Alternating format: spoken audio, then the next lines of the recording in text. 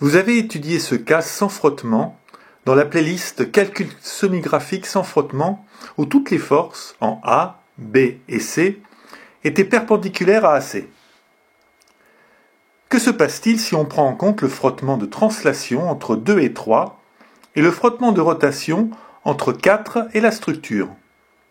On part toujours d'un couple C inconnu et on trace les directions des forces sans frottement. On retrouve le calcul fait précédemment dans la playlist sans frottement.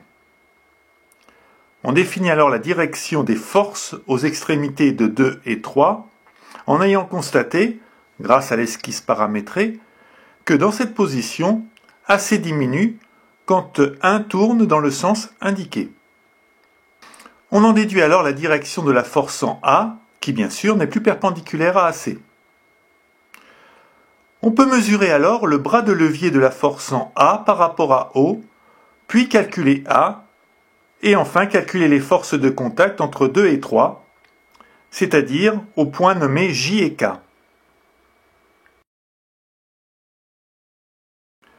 Sans frottement, B de 4 sur 3 est perpendiculaire à AC. Avec frottement, il fait un angle phi. De plus, si on prend en compte le frottement de rotation, on doit dessiner un cercle de rayon R sinus phi et on en déduit le couple de frottement sur la noix 4. En isolant 2 plus 3, on calcule la force en C de façon classique.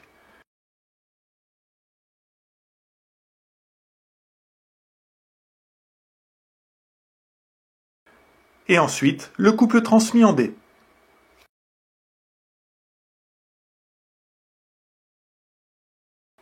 La concrétisation sur esquisse paramétrée ne pose pas de souci particulier.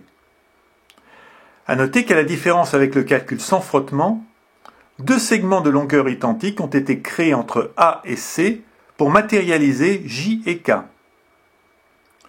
On calcule le couple avec un coefficient de frottement de 0,2, ce qui nous donne un couple en D égal à 24,79 Nm. Pour connaître le rendement du système, il faut faire le calcul sans frottement et on en déduit alors le rendement en faisant le rapport des couples transmis.